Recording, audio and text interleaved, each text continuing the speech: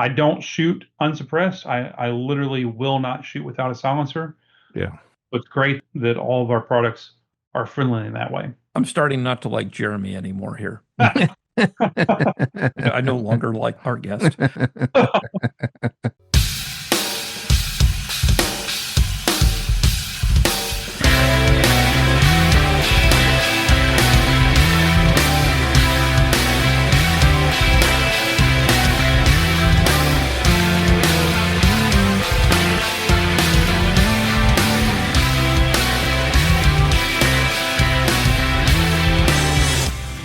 Welcome to episode 35 of the Frugal Firearms Podcast, the podcast that's going to help you figure out the best values to, in this case, accessorize your firearms, how to save money doing it, and how to really get the most out of guns that, maybe you already have, or, maybe you're thinking about making a purchase, you don't really know which way to go, and you're trying to think about, well, how do I get the most versatility out of the gun? Well, we have the perfect guest on today in order to help you make those decisions. And toward the end of the show, we're going to add a new feature that we've never added before to the show. So stick around for that, and we think you'll find that enjoyable. So first off, bringing on my co-host, Ken. Ken, how are you today?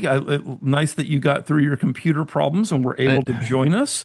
Indeed, I had to turn off a whole bunch of things and not load things, but yes, I'm glad to be here.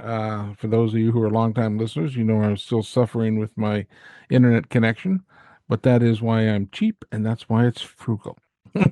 Frugal does not necessarily mean Ken's version of cheap. It might mean that we're willing to spend money, but we simply want to spend the money wisely. True. But also keep in mind here, and there is actually one little legal aspect, I think, of what we're going to talk about today. And I want to reinforce for that reason the fact that nothing that we say here is meant as legal advice. It is not meant to be considered as automatic. What's legal in where Ken and I live is not necessarily automatically legal where you live. So you are responsible, not us, for ensuring that you are compliant with the local laws in not only your state, but your jurisdiction, and being aware of those things and staying on the right side of the law. Because if you don't, you might find yourself needing one of our previous guests, such as CCW, Yes. say, for Right to Bear. By the way, I would recommend that you go back and listen to those shows in case you ever do Absolutely. find yourself. But listen to those shows before you need the legal help.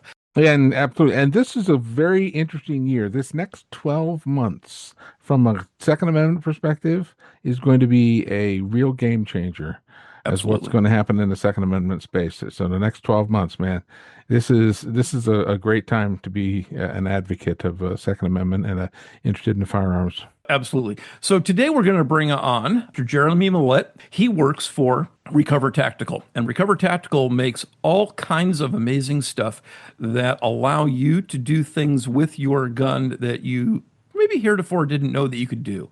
It allows you to modify the gun and turn what you already own, or maybe, again, what you're thinking about buying, into something better or different than it used to be. And one of the aspects that we're going to talk about today has to do with, I think that there is a space here, and we're going to talk to another podcast, I think relatively soon. We're going to do, I think, a co-production podcast with a fantastic group of people over at the Accessible Hunter who do work for people who have mobility issues. And I think that some of Jeremy's products, really can enhance the usability of standard firearms for people who do have mobility issues, either upper or lower body type of thing. So welcome to the show, Mr. Jeremy Mallette. Jeremy, how are you? And thanks for joining us today. Great, man. I'm down here in Texas. It's a little over 100 degrees, but we're making it. Yeah, well, San Diego is a lot more temperate than that, but at least you get seasons. Maybe that's important to you, and you can go out and find an easy place to shoot and shoot some hogs and stuff. And Absolutely. if Ken and I want to go shooting, we got to go a long way. So Yeah, we get to go out to the desert usually. Yep. yeah, exactly. Which is a dry heat, so it's not as bad. So what we want to know first off is who is Recover Tactical? Where did the idea come from? What's the origin of the company? Give us just a little bit of background about the company so we know sort of what was the genesis for the idea of taking firearms and molding new parts to make them something that they weren't. Sure. So Recover Tactical has been around a little over 15 years. And Basically, the way it started is our two founders met at doing trade shows. So Ron Rosenberg and Tamir Parat. Ron was actually a like police supply and reseller. So he was Hmm. actually at one point the largest reseller of handcuffs in the world. Hmm. So Hmm. he saw Tamir at a show, and Tamir was designing different products, and he was trying to sell these designs to other companies. And so Ron saw the designs and said, "Hey, wow, these are really great. What if we, joined forces, right? I'll be the sales guy side of things, and you be the designer. And instead of selling your products to other companies, why don't we create a brand new company and then we can just sell your designs that way?" And so, if Tamir's name sounds familiar, he has designed quite a few things in the firearm space, including the Tavor rifle. Oh, which I love. I have one. Craig owns one of those. Yes, I Absolutely. Yeah. do. Yeah. So it was very cool because when I went to our offices, I got to see way back in the early 90s, we're talking 93, well before the Tavor was introduced. I got to see some of the prototypes and the early designs of the Tavor and the evolution of how it evolved. So it's pretty cool. Was that effort, not just to interrupt you on the Tavor because I'm interested, was Yeah. that an effort that was independently funded just as a commercial effort, or was that funded by the IDF? It was kind of a combination. It kind of evolved over the years. The design was Tamir's, right? So that design and that the genesis of that was really he was really instrumental in making that happen. And he has like again all the prototypes and all the phases. Very, very cool stuff. It's literally my favorite gun. I would give away everything else and keep Yeah. the Tavor. Yeah, Next time I shot him, stop by and talk to him about it. He'll be happy to. I will. I will. Yeah, and Craig has a reason why he loves the bullpup design. You back in the day, Craig, you ordered a Styrogue, which got how far? Got to It got as far as New Orleans. It got intercepted by Clinton's assault weapons ban, Ah, and it I had purchased it and for $889. I remember the exact price, and it got as far as New Orleans and got turned around and sent back. sent back to And Austria. I no, but I didn't buy the Tavor just out of spite or revenge to the system or something weird like that because I never got my Steyr. It was just well, I mean the Tavor is a better gun anyway. yeah, Yeah. But no that's a doubt. separate topic. Okay, I'm sorry I didn't mean to throw you off Yeah. track there. So no worries. So their first product and the product that Ron initially saw was actually our grip and rail system for like Berettas and 1911s. So what it is, it's a set of grip panels that also adds a Picatinny rail underneath the front slide. So Hmm. what it was a way to take old guns, recover them, and bring them into the future. Hmm. Um, and so that's how the name kind of started, right? Recover Tactical. Yeah, it's very good. Yeah, I know though that making molds is an expensive proposition. So you it is. better get it right because the cost of making molds, since you weren't I don't know if you're 3D printing anything No, now, but you no, weren't using additive manufacturing then. And if you get it wrong, you're way behind the financial curve if you can't sell a product you made a mold for. right. Absolutely. And so those first couple of years were really writing off very small parts, and we have a lot of those small parts on our site right now. Rails, adapters, charging handles. The smaller parts are quicker and easier to produce, Hmm. and turn a profit faster. It's kind of like how bourbon or whiskey manufacturers will start off making gin first so they can turn a profit while they're waiting for their barrels to age on the bourbon side. So I always thought they yeah, just bought the barrels from somebody else and just kind of did it that way. But yeah, I guess you're right. Now you do have competitors out there though. Not many, I think. But how are you distinguished from your competitors? And I'm not naming them. yeah. So this kind of goes into first you have to understand our three main products that we create to then understand what our competitors are and aren't, right? So I have some products here. So like this guy, we have the 2020, which we launched in 2020. This was our first stabilizer, brace, chassis system, whatever you want to call it. A lot of people call it different things. We call it a pistol stabilizer. So we launched that in 2020. In 2023, we came out with our pistol to what we call the AR platform. So it takes your pistol and drops it in and gives you AR ergonomics. Hmm. We call that the PIX Plus. And then last year we launched the S Pro. The S Pro is really the future now, and it takes multiple handguns. So what these do is you drop your handgun into this frame, and now you have a new weapon system. Lots of names, right? It could be called a PDW, a PCC, pistol chassis. Like I said, people call it all sorts of different things. But basically, what it's doing is it's giving you 3 points of contact. So rather than just a pistol, you have 3 points of contact like a rifle. And I don't care who you are, you can shoot a rifle better than a pistol. Absolutely. Yeah, right, So right. that's the whole concept of our three main product lines: the 2020N, PIX Plus, and the S Pro. Now, how many different models do you cover, different models of pistols? And I assume that that is maybe slowly or quickly expanding over time. It is expanding, yeah. So with the 2020, we have all the Glocks, the Walther PDP.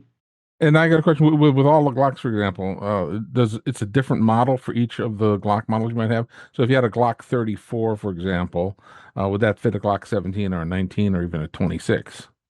Good question. Yeah. So the 2020 has now evolved into a series, and they all have 20 in front of their names, right? Hmm. To keep this straight. So the 2020 specifically does all the 9 millimeter and 40 caliber, as well as 357 SIG Glocks. Hmm. Okay. So one chassis for all of them, right? Very cool. 18, 34, 35, 22, 45, 47, 43X, 48. You get the idea. Yeah. And then we have the 2021, named after the large frame Glock 21, which is the 45 caliber. Hmm.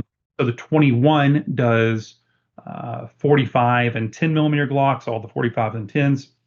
Then we have a 2080, which does the polymer 80 frames. Hmm. We have a Oh, 2011, which does the single stack 1911 frames. We have the 2022, which does the Generation 1 MMPs. And then we have the 20 PDP, which does the Walther PDPs. I know it's a lot to take in, but we cover, even with just that 20 series there, we cover a large amount of firearms. so I'm assuming that you're always looking at, what's the up and coming next pistol and then starting to make molds to maybe address those as you start getting demand. Absolutely, yeah. So in 2023, we came out with the PIX, and that one just does the 9 millimeter and 40 caliber Glocks. And then we were looking ahead to the future, and we're saying, hey, we really need a platform where we can introduce new pistols into this without creating new molds all the time, to your point earlier, right? Right. So that's where the S Pro comes in, and the S Pro allows us to create adapters. So I call them adapters, but really what it is, it's brand new parts that bolt onto the frame of the S Pro, and it adds additional capability. So for example, right now we've got 9 millimeter, 40, 45, and 10 millimeter Glocks. So we can do all those, Gen 1 through 6. We've got all the Walther PDPs. We've got a large selection of Canics that we have.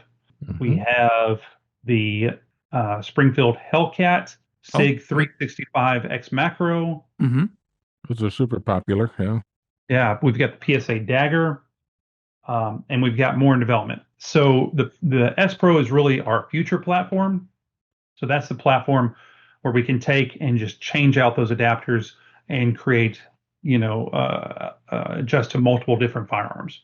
So, what would be the reason? Maybe dial this back to a very basic question. Why would someone do this to their pistol? Because you're making the pistol larger and heavier if it's mounted in the chassis. And you mentioned 3 points of contact, which is obviously, a good idea. And that's just a basic mechanical concept of Yes. stability. So, in your own words or the company's words, why do this at all? I like to paint pictures and paint scenarios. So, I mean, it's essentially like giving you a small carbine or PDW that you can put in a backpack, put in your truck console, that you can have with you instead of carrying around a rifle. So, if you look at our 2020, for example, it adds 8 ounces. That's negligible at all, Hmm. right? But it gives you significantly more stable shots.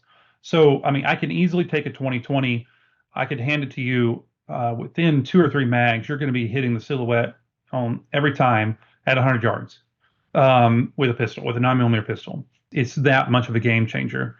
I have a guy that comes and sees me at a lot of the shows, and he has Parkinson's, and he just shakes nonstop. But as Mm. soon as I hand him this, boom, he locks up and he's on it. So, it is for mobility reasons too. I mean, there's a lot of reasons. But again, would you rather defend yourself or somebody else, your property? Would you rather, if you were in a defensive situation, would you rather have a rifle or would you rather have a pistol? And the answer is pretty obvious. Yeah, You'd rather have a rifle, right? right. I mean, I Uh, suppose the alternative would be, I'm just trying to presuppose what would people be saying in the audience. They might say, well, just carry two guns. But I think that there's a rationale for making the gun you have more versatile. right.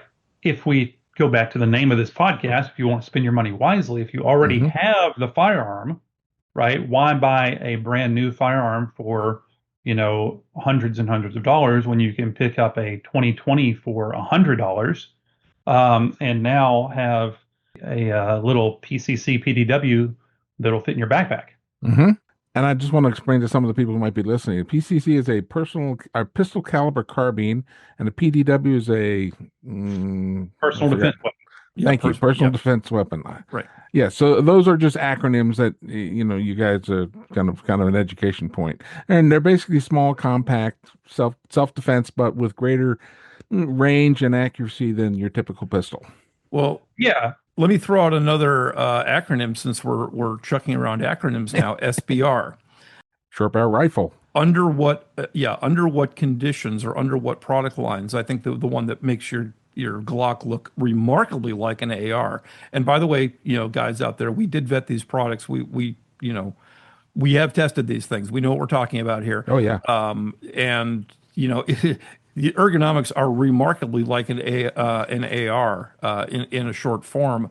Do you now run afoul of NFA laws I mean, as long as the NFA continues to exist, and I mean that's a separate topic, It is a separate topic, but there but are it still huge matters. changes. Oh yeah, there are huge changes that are happening in the NFA world. I mean, even today, there are major changes to things that are happening. That's what I'm saying. The next 12 months are going to be very, very different than for a lot of the country. Maybe not for California, but for a lot of the country, it's going to be that way. And yeah, so go ahead and Jeremy, go ahead But and. but you're just one election cycle away from having it go back on you too. So if Yeah. the yeah, if are you creating an NFA item, and how do you advise people to proceed if that is a concern, or is it a concern? So, yeah. So for the listeners, just when we're talking about NFA and SBRs, we're talking about something that you have to register, even though there might not be a tax on it anymore. You do have to register it with the federal government and get an approved Form Mhm. 4. So, all of our products have the ability to have a brace. So the brace is not an NFA item. It does not make your firearm an SBR, but all three of the product lines also have the ability that if you want to register your firearm as an SBR or the NFA goes away, you can change it to a stock. So we have stock options and we have brace options. Okay. Obviously, we sell more of the braced options, Hmm. uh, but we do have several different stock options for each of our platforms. And again, I'm just going to interject all these wonderful things. We're using lots of acronyms and things like that. The NFA is the National Firearms Act. It was passed in 1934, kind of during Prohibition and during the gangster era, one might say. And it said that if you had certain types of firearms, which were short barrel rifles, short barrel shotguns, machine guns, I think some of the AOWs, which is any other weapon, which kind of like umbrella guns or weird things like that. Those things were had to be registered with the federal government, and the tax was set at $200 back in 1934, and it was not indexed to inflation. So $200 in 1934 represented about 3 or 4 months worth of the average working man's salary. So it was basically prohibitive for almost anybody to buy them. As inflation increased over the years, $200 is inconvenient, but it's hardly going out to dinner with your family and friends. You can drop $200, not a problem. And as part of the big, beautiful bill that passed Congress last year, the tax on the short barrel rifles, short barrel shotguns, any other weapons, AOWs, were dropped from $200 tax down to $0 tax. And then the Fifth Circuit Court of Appeals, which is one of the 9 circuits of the United States Supreme Court that's under the Supreme Court, I think just recently came out and said that you no longer if there's no longer a taxing element related to these items, you don't have to register them. There's no longer an authority to regulate something that doesn't have a Correct. tax. Because the Yeah. United States Constitution, and I love the law. You see, I should have been a lawyer, but I'm not a lawyer and I don't play one on TV. But Article 1 of the United States Constitution gives the Congress the ability to create laws. And under Article 1, that's the Congress's power. The only really power they have over the entire United States is the taxing authority, which is why this became a tax on these certain, if you wanted to regulate something, it has to be under the taxing authority of the United States Constitution.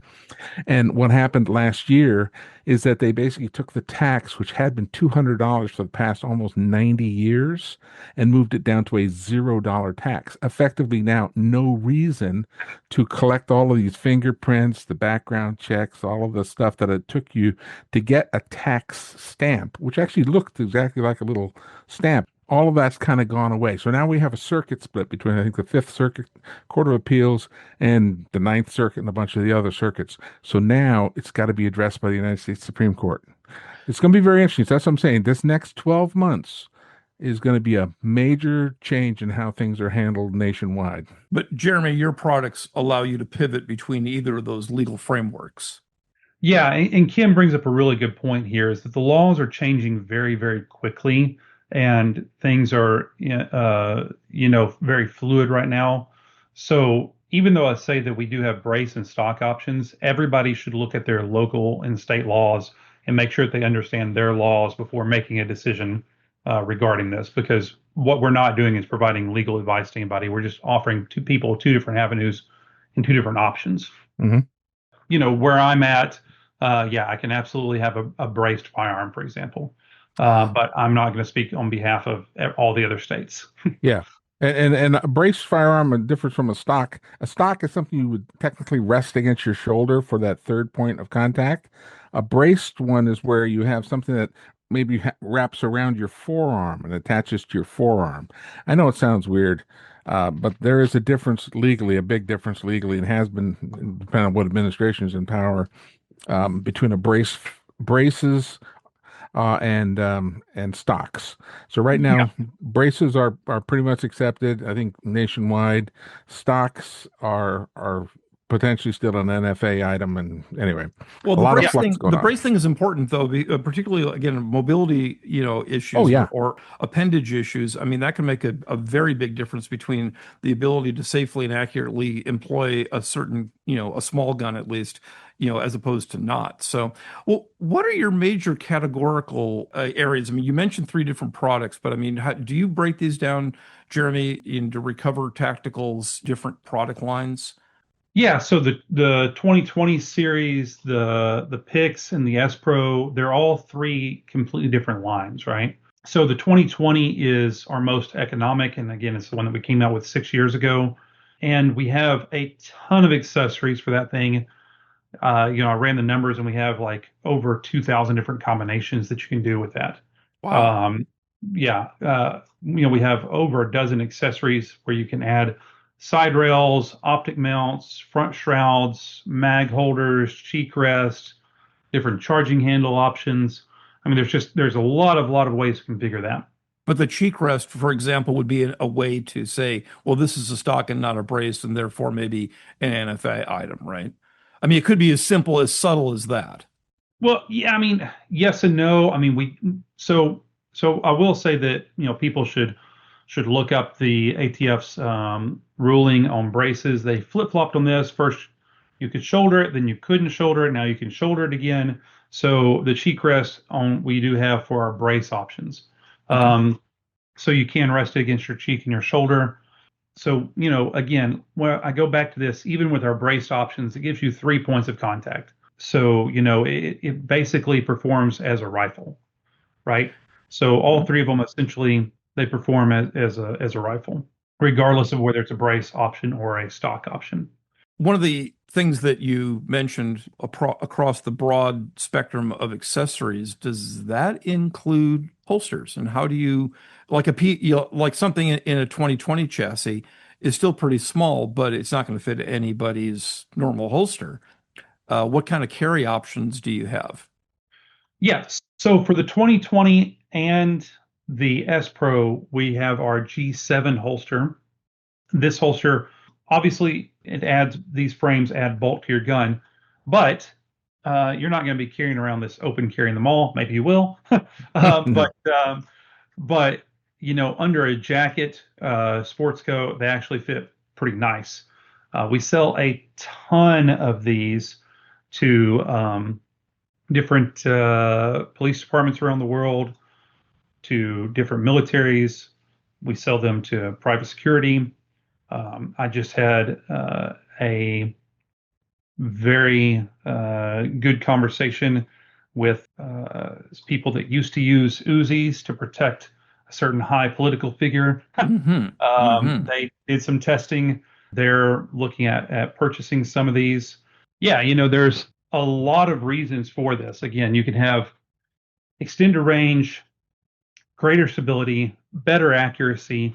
And yeah, we have holsters. All of them have the ability to have a sling. You could sling it under a jacket. But the holster, believe it or not, I've demonstrated this several times at shows with my sports coat on. I can throw it under my jacket, and it disappears. Guys, that is a true statement. I met Jeremy at the last SHOT Show, and I saw him do this. And Jeremy is pretty much a medium build guy, I would say. That's how I would describe you. Maybe a little larger than average, but not. I mean, you're not a huge person, No. and you completely concealed that with complete success, I thought. I mean, I would not. I'd have to be looking for it to see any kind of a print about what you were wearing. But how long does it take? So let's say we have, people interested now, but they're thinking, well, I really don't want to have to gunsmith my gun to get this thing on here. How long does it take to get the gun from its normal configuration into its alternate, recover tactical configuration? And do you need tools in order to do that? So that's a good question. All three of our chassis are designed to drop in you drop in your pistol without requiring tools. Literally, I demonstrate this, and it takes 1, 2, 3 seconds, and you can put your gun into the 2020. So 1, 2, 3. You can't see it, but I just did it right there within 3 seconds, and I dropped it in the platform without any tools. And that particular platform that you were doing that with also has a foregrip, which acts as an additional mag holder. So now Correct. you've got your extra mag storage right in the foregrip as well, which makes it pretty fast. So what kind of parts then stay on the gun? I mean, I think essentially almost like a charging handle or something would stay toward the back of the gun because the chassis adds a little bit of width and you need to make the charging handle a little larger to be able to operate the slide. But I think that's about it, isn't it? Yeah, so if you already have an optic on your gun, then there's absolutely zero modifications to your gun. Your gun just drops in. There you go. If you don't have that, we have lots of different charging handle options, which are two bolts. They slide onto your back of your slide from the top and the bottom. It's not a permanent modification to your gun, so you can remove it at any time.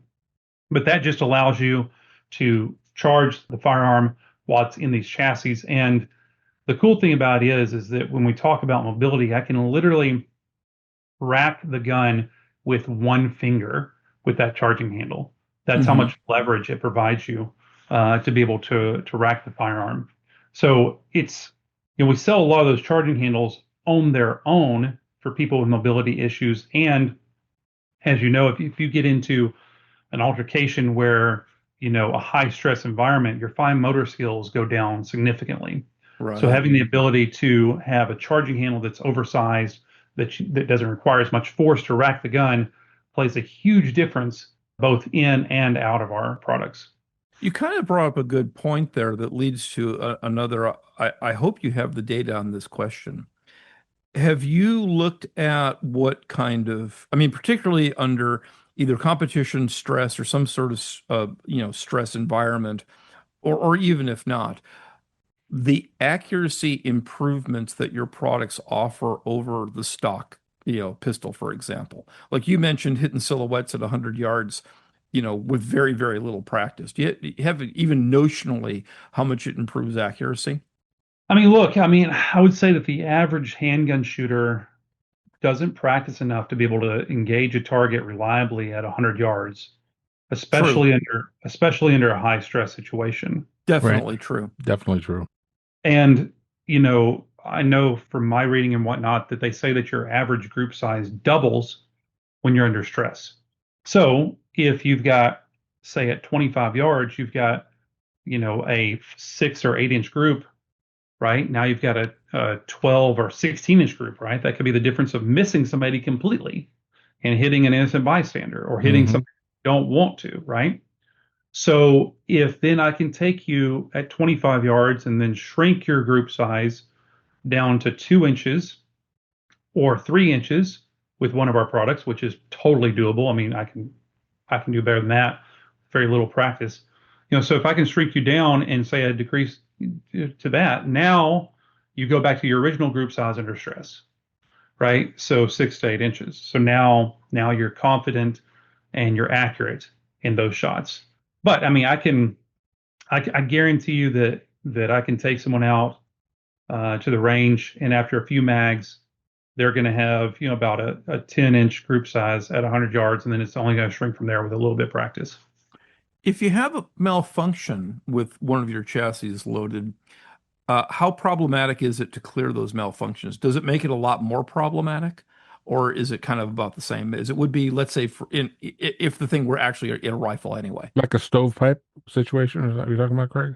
It could be a stovepipe, a double feed, something like that. I mean, admittedly, these things are somewhat rare. I guess there's maybe the other thing I'm getting at is I didn't observe, and I don't think that, Jeremy, you've observed that mounting the chassis increases the probability of No. a malfunction. In fact, I would submit that it probably decreases the probability because since now you're holding the gun more firmly, You that won't it limp wrist it. Exactly. exactly, Exactly. that you That's won't exactly what I limp was going wrist to it. say. Yes. That's exactly where I was going to say. You know, I remember early on when Glocks first came onto the scene that they were jamming on a lot of people because they weren't holding it firm enough, right? And with obviously in one of our chassis, you have a much, much more stable grip and you're holding it much tighter. So I think it's important to note that the two of our chassis, the 2020 and the S Pro, that they're completely open on the top. You're actually holding onto the pistol, and you see almost the entirety of the pistol. So as far as malfunctions and clearing it and whatnot, it's the exact same as it would be for your normal handgun use. When it's in the picks, the handgun is completely enclosed inside of it. But for those of you, you can go online and look at a picture of it. It looks like a scorpion, and I mentioned the Tavor earlier. It's got a lot of Tavor kind of design elements to it, and the handgun is actually forward of the trigger. We designed it in such a way that whenever the gun ejects, that the shells can't get caught in the chassis. Hmm. So if you're going to have a malfunction in there, say a stovepipe, or you have a squib or something like that, you have a dead round in the chamber, right? You would clear it the exact same way that you would clear an AR. You drop the mag, rack, rack, rack, throw the mag back in, rack, and shoot. Okay. It's the exact same way that you would function an AR. And then on the 2020 and the picks, like excuse me, the 2020 and the S Pro, it's clearing malfunction is the exact same you would do it with your handgun normally. I'll point out to listeners too that on the picks, the in the AR chassis, version of this, it does have essentially almost like a bullpup sort of a trigger arrangement, as Jeremy mentioned. The trigger does not suck. It doesn't. I mean, it doesn't make it squishy or bad in any way. And now you might, people, especially 1911 and 2011 people are out there yelling at their podcast player saying, "Yeah, but clock triggers always suck." And okay, maybe they do, but it doesn't make it worse Right. in any way, shape, or form. That was my opinion, at least. So, what kind of market? Well, you know what? I want to ask another question that I kind of glossed over initially. You're pretty knowledgeable in this stuff. What's your background, and how'd you get associated with Recover Tactical? Yes, so I've got a long background. So growing up in Texas, I got my first real gun. I begged my dad. I said, I want a real gun, not just a 22, not a BB gun. I got my first gun, a 38 Special revolver from World War II whenever I was 8 years old. So I've been around firearms for quite a while, but as far as in the firearms and outdoor industry, I was a manager for REI. So in the hunting and the backpacking space Mm. and the camping space.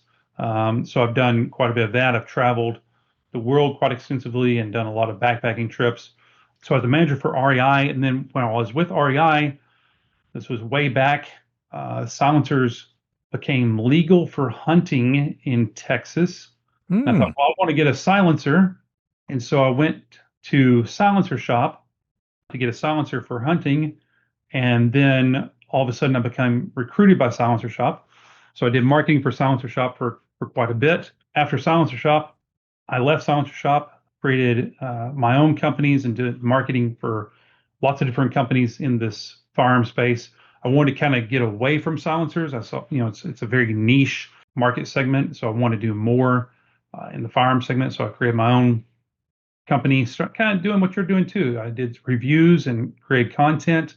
And then I was reached out to by Recover Tactical, had a great conversation with the owner. They made me a great offer, and here I am. So I've been with them for a little over 2 years. Actually, today is my 2 year anniversary with Recover. Oh, well, congratulations on Very that. cool. Very nice. So yeah, so I've got a large collection of firearms, all different types. Hunting is my passion. I'm very, very passionate about hunting. I just got back from my third trip to Africa 2 weeks ago. Oh, Oh, wow. what'd you get? I got a quite a bit of stuff. Again, this is my third trip over there. This time I wanted to do dangerous games, so Cape Mm. Buffalo. Oh, Cape Buffalo. Oh, you're going for the big stuff. Okay. Yeah, yeah. So yeah, I wanted to do some dangerous game this time. But I've hunted in Scotland, Spain, um, Africa, kind of all over. So hunting is really my passion, even though Recover Tactical is more on the tactical Sure. side of things, obviously. Um, Yeah, I got to ask you, what was the caliber you took for your Cape Buffalo?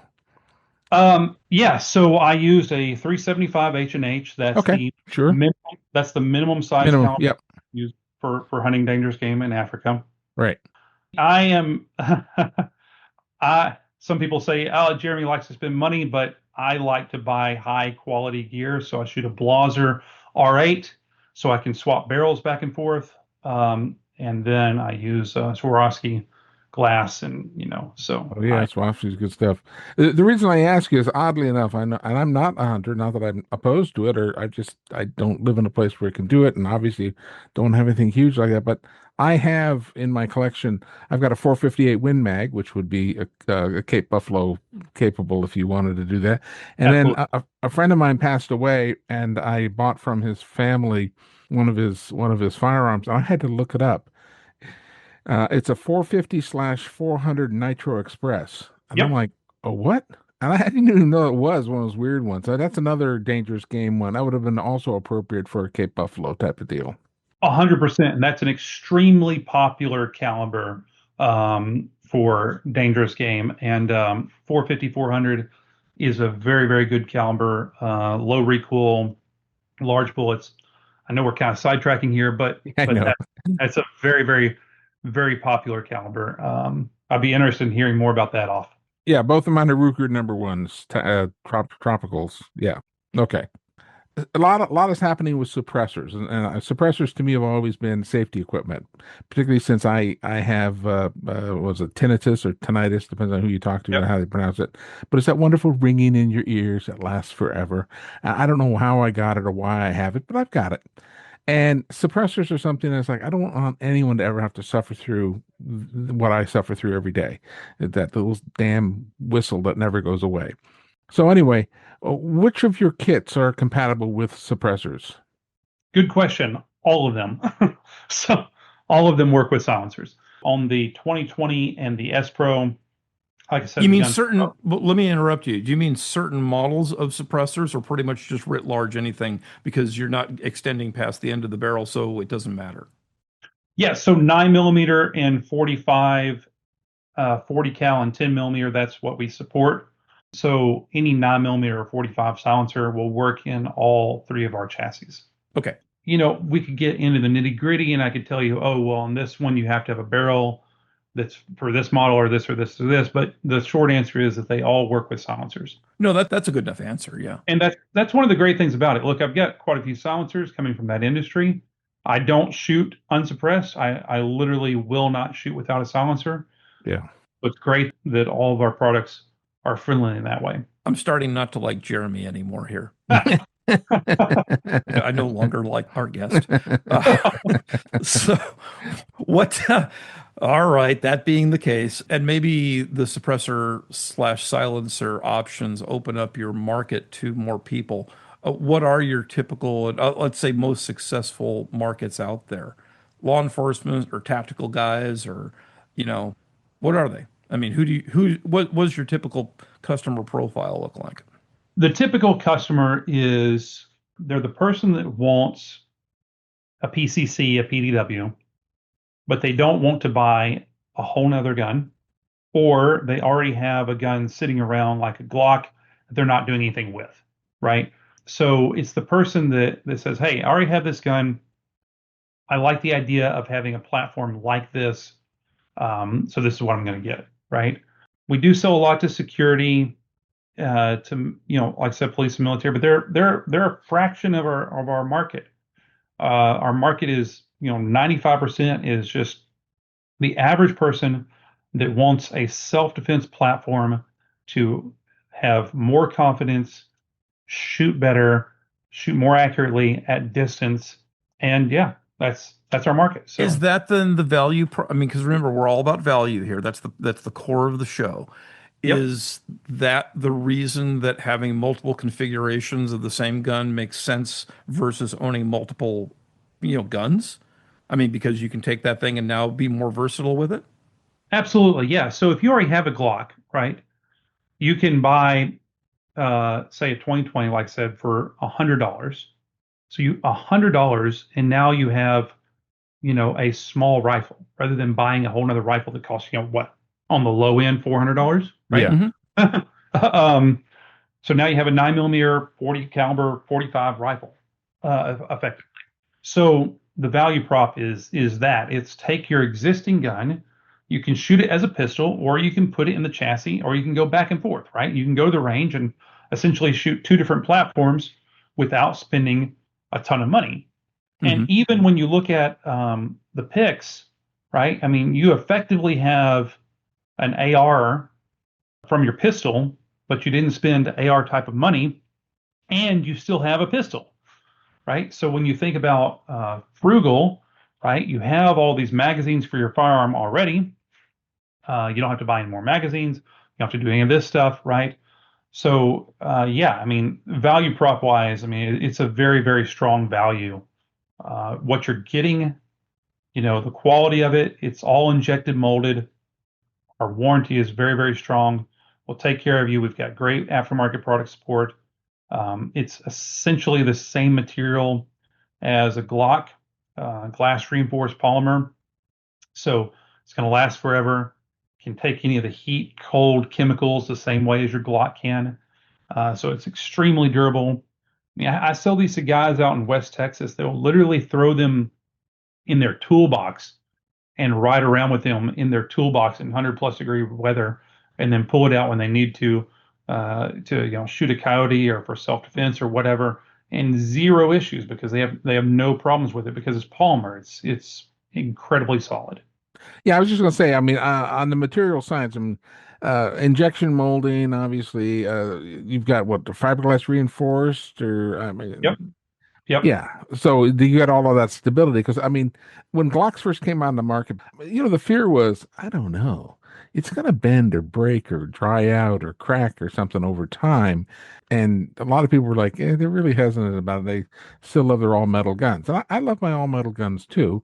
But the weight, lightweight, stuff like that.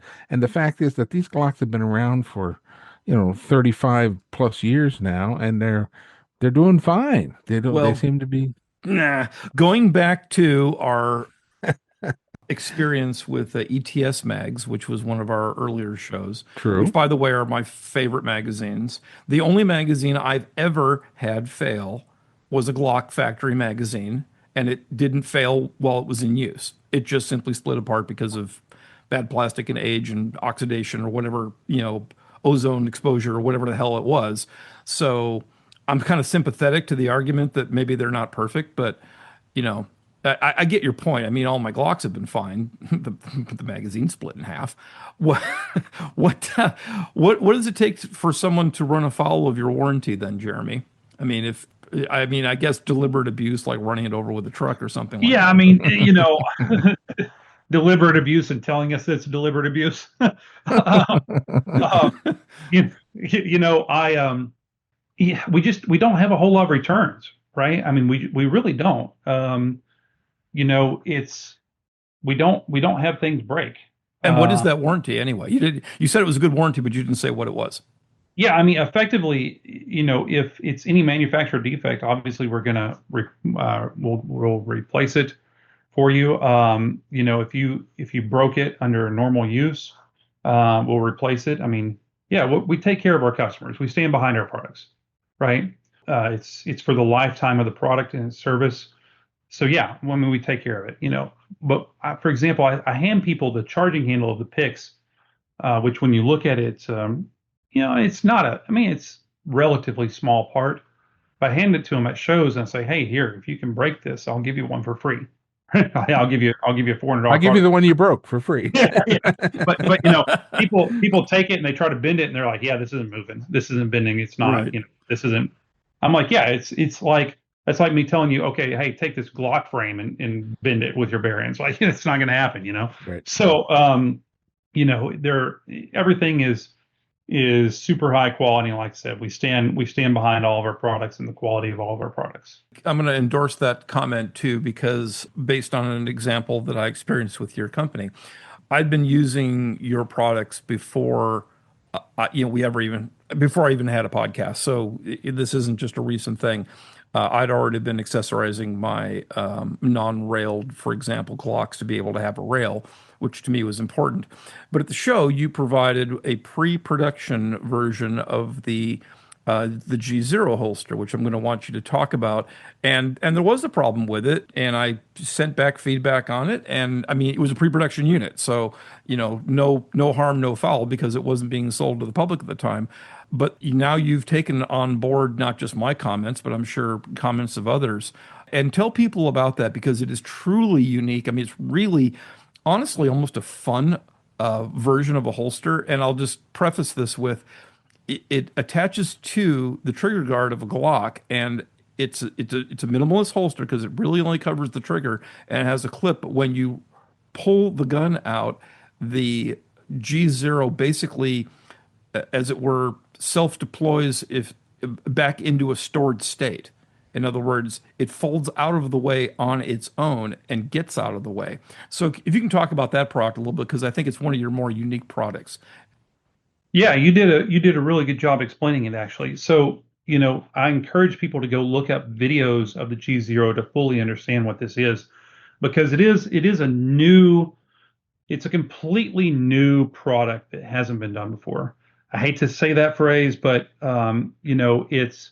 it's a micro clip holster that slides onto your rail, is spring loaded, folds out over the trigger, right? Gives you protection and allows you to then carry it inside the waistband. And then as soon as you draw, the clip folds up underneath the rail and is out of your way. It weighs less than an ounce and retails for $25. So it's very economical, but it's the smallest and lightest holster system on the market. And what does it weigh? Because I'm guessing let me have a guess. About 15 grams. Ooh, I wish I could tell you grams. That would be good, huh? Grams. I mean, they tried I'm to an force that engineer. metric I can stuff do on us. grams. God, what the heck? Yeah, It's yeah. not. It's okay. Go ahead.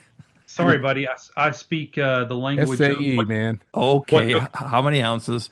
what took us to the moon, man. um, yeah, I mean it's like point eight of an ounce. It's so yeah, it's super light. And we have a left and right-handed version. We have them for full-size guns with a rail. Your gun just needs a rail and about an inch worth of space. I don't know how many millimeters that is, Craig. Maybe you're doing that one. We don't need we don't need to educate people in the imperial and metric conversions here. That's not necessary part of the show. But as a product development, at some point, I believe that you talked about it in the future having additional features. Is that true? Yeah, look, this is a product line that we hope to continue to develop. We have a lot of ideas. Recover Tactical is innovative, right? We're innovators. We look to the future. We're looking at practical ways to solve people's problems, right? You know, what I say about all of our products is that they're fun at the range, but they're not range toys. They're serious use products for people that want serious performance whenever your life depends on it. And they do. That's what they do. They perform. And so we're constantly pushing and we're constantly innovating. And, we've got a lot of ideas for expanding the S Pro line and our other lines. And it's going to be a good year this year. It already is. And the next year, and the year after that, we're going to continue to come out with new innovative products. So what feedback do you use in your creating new products? I mean, when people come with you with new suggestions, you learn from your past designs that help you iterate to get your current and future products enhanced. How's that process work? Yeah, great question. Okay, so I'm going to give you two real world examples here. So we have the 2020, which I've discussed quite a bit. Its full name is the 2020 N, and the N is for new, because we had Boy, that's creative. we had a original 2020. So we wanted to differentiate that. So we have the 2020 N. So when we sold these products, the 2020 initially, we had some feedback from some customers. Hey, it'd be great if you did this, if you changed this, changed a little geometry here, and so we incorporated that and created the 2020M. Same thing on the PIX. It's the PIX Plus. We had an original PIX. So this is the Plus. So we learned and adapted. We sold some units. People came back with their feedback and said, hey, here's some ways that you can improve this, that you can make it functionally better, right? So we do take customer feedback into consideration when we do this, right? Now, unfortunately, not everybody are designers and engineers out there. So, we have to balance that feedback with real world applications, but we 100% listen to the customers, listen to what they're after, and then take that into consideration on as you see on current platforms and future platforms. Does that then lead you into an issue of, let's say, I don't know, I want to fit it to my whatever gun I've got, and I find out that, you know what, I don't really think the fitment's perfect here. I think, you should have relieved this area a little bit more. This should have been tighter. I mean, let's say, are there manufacturing variances in a given line that cause you to have to open up the tolerances and things just to make sure it fits anything that came off that production line? Or are there other difficulties like that maybe I wouldn't call them design compromises, but design necessities so that you don't have to increase the number of SKUs to fit, well, this fits this model, but not this one. And because you're trying to, ultimately hold down costs. Yeah, Absolutely, that's a great question. So again, two more real examples about this. So on the S Pro, when we launched the launch for the S Pro, we had the 9 millimeter and 40 caliber Glock adapter, and we had the Canik adapters, right? So we heard feedback from Canik owners that, hey, it's great that it fits the TP9 Elite, but we want it to also fit the Rival and the SFX and the Terran Tactical, right? And the Mete series, right? So we said, okay.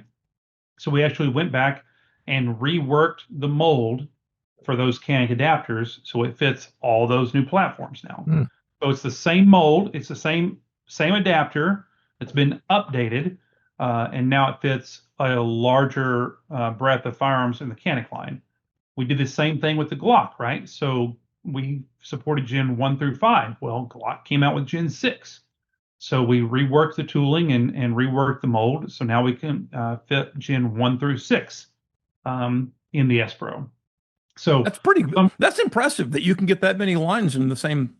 I mean, Yeah. that's very Yeah. impressive, honestly.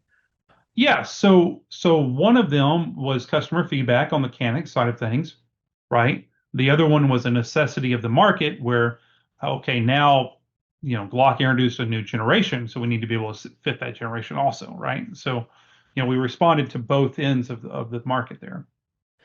So, in the opinion of our friends over at Classic Firearms, and I should use the term friends lightly because I actually don't know these guys personally.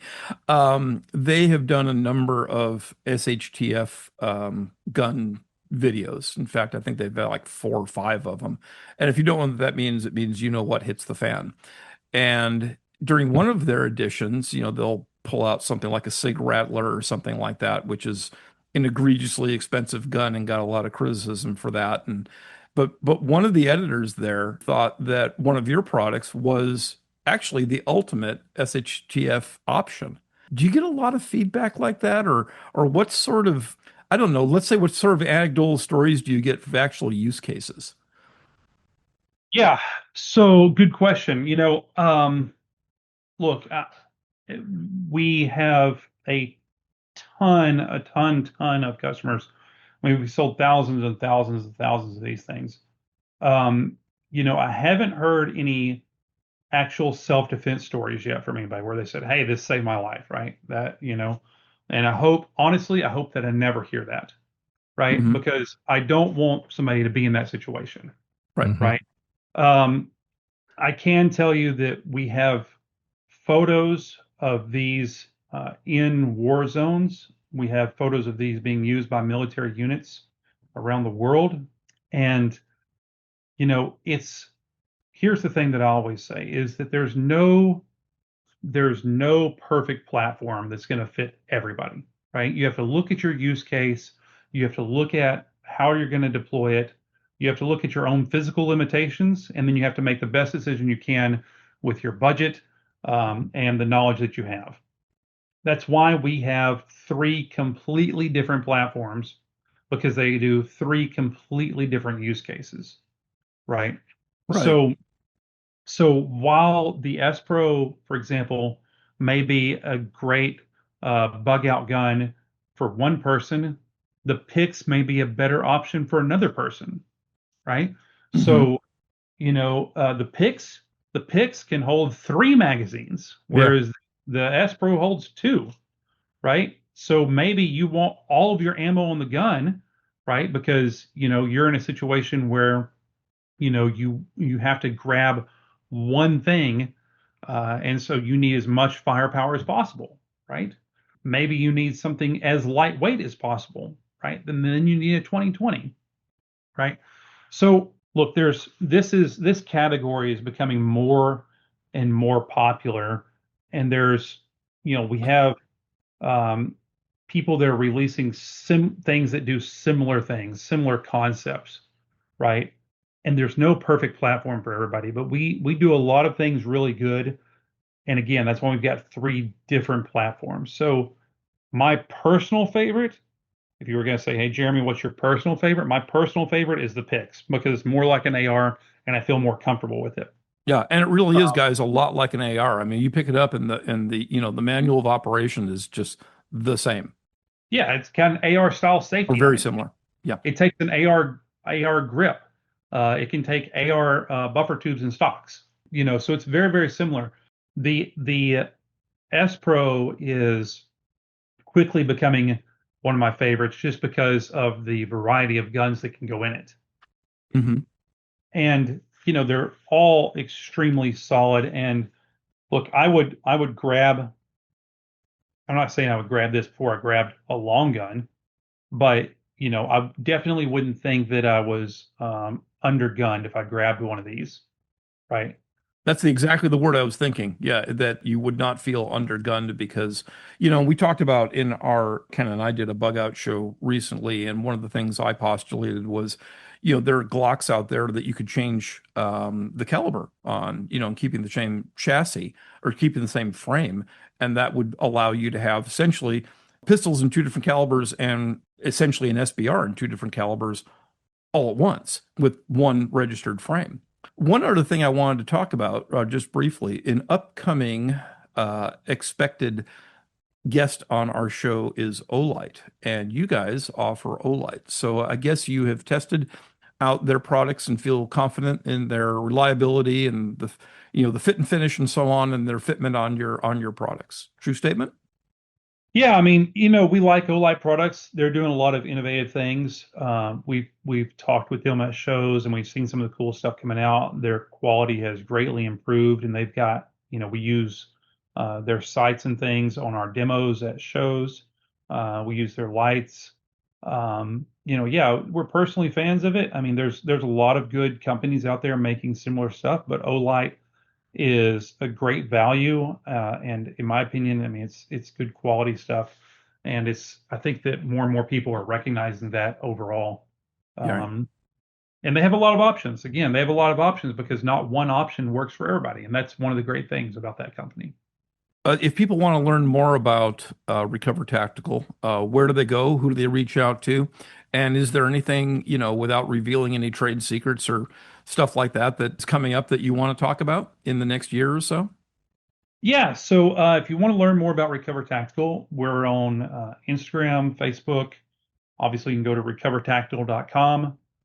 See all of our products there. We've got lots of videos, lots of user-generated photos where people have submitted their stuff, so you can kind of get an idea of what your gun looks like in the product. We have a cool little configurator on the product pages where you can actually select your gun. It'll show you what it looks like and drops your gun in there, and you can kind Oh, of build cool. out your own little kit there.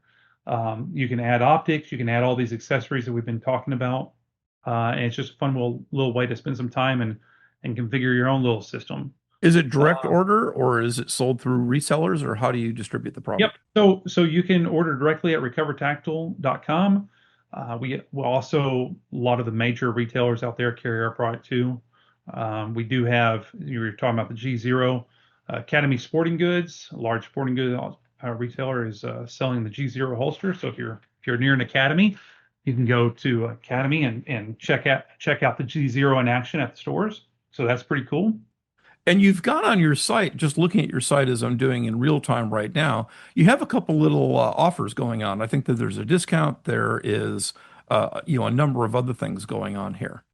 Yeah, so we run discounts periodically throughout the year, but if you come to our site, you're a new user there, we do offer you a coupon to start off with. Right now, we have a promotion running going back to silencers, where if you purchase one of the three kits that I talked about, the 2020, the S Pro, or the Pix, um, this is August of 26, you get a free silencer with your purchase. So, Really? yeah. Yeah, Wow. very cool. Sadly, So we can't have it in the People's Republic of California, but we might have a friend who or relative or something who might enjoy it. So send it to yeah, them. Well, maybe it yeah, gets fixed in California. Stranger things have happened. Yeah, I know. Next year, hopefully, we'll see. As far as about what we have coming up in the future, I mean, law changes can always change your plans, right? Yeah. If law change around SBRs, then yeah, it could open up new possibilities for us on that front potentially, right? There's a lot of things that we're restricted about doing because of the laws, right? But we do have some AR products coming out. We've Ooh. got some AR stocks coming out, some different AR things. We're gonna dabble a little bit in that. We already have our AR grip that takes a 9mm Glock magazine. That's on the picks. Hmm. That'll work for your AR9s. A lot of people throw that on their AR9s. Hmm. The front mag holder, we have a couple of different front mag holders that people put on different firearms because they hold the magazine. They hold an extra magazine up there for you, right? So, we've kind of already had these adjacent rifle parts, but now we've got some more AR parts coming online, and again, staying with our name, we've got some innovative parts coming out, and Tamir has worked up some really cool stuff on that. You can only do so much with AR stuff, but what we've got coming out is pretty cool. Yeah, well, I mean, if again, people go over to recovertactical.com and have a look, and I think that it's pretty good eye candy here, honestly. I think you're going to want to accessorize your gun with this stuff, and not just, I mean, there's the practical side of it, but there's the fun side of it too. And I was very impressed with how much better I was, with my Glocks that I already think I'm pretty good with. What Jeremy said up front about the ability to put rounds on target, which is really what matters, was dramatic and for not adding a lot of weight. So I would strongly recommend you guys get into this. Any closers for us, Jeremy? Any little things you want to add? Any other stories, or either from the factory floor, or from life, or anything like that that you want to alert our listeners to? Man, I think we've covered quite a bit here. I would say that if I could leave people with one thing, it's no matter what you're looking at in the firearm space, approach everything with an open mind because, our industry gets accused a lot of times of being stale or being stagnant about not having ideas. But the fact of the matter is that companies are coming out with ideas all the time. And even though it might not be for your use case, I guarantee you that it's for someone's use case out there. So go out there with an open mind and look for the best way to spend your dollar. I like that. That was a I do great too. closer. We've had a couple great closers lately, and that was one of the best ones.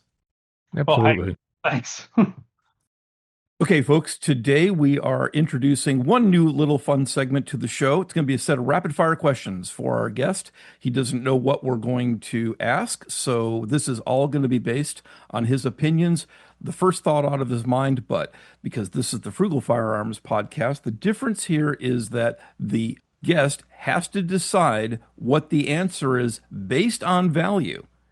If he's putting his money up, that drives the answer. So here we go. Jeremy, you ready? I guess I'm ready. Okay, iron sights or red dot? Red dot, For handguns, semi-auto or revolver? semi-auto for sure. For rifles, bolt action or semi-auto? Bolt action. In shotguns, buckshot or slugs? Ooh, I'm gonna go with buckshot. Rifle or shotgun? You can only have one. Ah, jeez. I guess I'm gonna go with shotgun. Shotgun. Direct impingement or piston in your AR? Piston for sure. 9 or 45? 9. 1911 or 2011? 2011. Best all-around rifle caliber? You can only have one. 3-in-1 mag. And last question, SIG P320, yes or no? Oh, yeah. Long pause here. I'm gonna say no. Actually, I agree with you. All right. Thanks very much, Jeremy, for our first edition of our rapid fire questions. And that was a great show. Thanks very much. Have a good day. Thanks. Well, we've had the opportunity of speaking with Jerry Mallette of Recover Tactical, and I encourage all of our listeners to go out there and take a look at Recover Tactical website and look at some of the products. They are quite innovative, and Jeremy was an excellent guest on our show. I particularly enjoyed talking to him about. We had nothing to do with Frugal Firearms, but it's the African Cape Buffalo hunt and stuff like that. Just interesting to me. Craig, what else did you find that was fun to talk to Jeremy about? We've talked about this before, Ken. You and I have walked around the SHOT Show and seen what people call innovation, let's say in the AR space. And you're kind of like, I don't really see any innovation here. I mean, a few things maybe are truly innovative if you dig into the guts of what people are doing, but outwardly they're pretty hard to distinguish from one another. And this stuff is both outwardly and functionally very, very different than what you're going to find. And it really brings a new angle to your firearms versatility and use. And it does so at a reasonable price, not to say cheap, but reasonable price. Mm-hmm. And it allows you to do stuff with your gun that you wouldn't otherwise be able to do. It fits the SHTF scenario exceptionally well. And if you just want a conversation piece at the range, I mean, you're going to be the center of attention with these things, I think. And that's not the best reason to buy it. The best reason to buy it is this quality gear, and in our context, because you're avoiding buying another gun. I know maybe you want to go have an excuse to buy another gun, but it makes that gun more versatile and allows you at least the option to avoid buying another gun to get more functionality. Would you agree with that, Ken? Completely, absolutely. Yeah. Their products are obviously, half or less than the cost of any sort of a new firearm. Yet it takes an existing firearm that you may already have, and adds a tremendous amount of functionality to it. Yep, So, exactly. So next show coming up, we mentioned Olight. I don't know if Olight is going to be the next guest, but it's going to be pretty soon. We're already evaluating their products. They have a new option for purchasing their products. I'm not going to reveal that here, but I think that it is going to go directly to the case of value, and I think the people are going to want to hear that. And really, if you're into weapon-mounted lights or even handheld lights, Olight has been very innovative. That's a hard word to say, in their space, and their quality gets better all the time. So, any last words, Ken?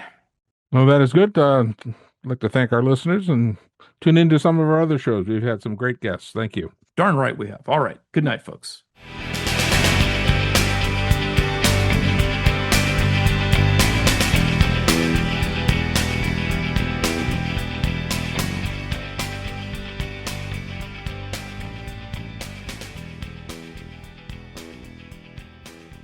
Let's see here. I know Craig's going to clip out my humming and hawing here, which he likes to do. Just don't make it a hard edit for me. Damn it.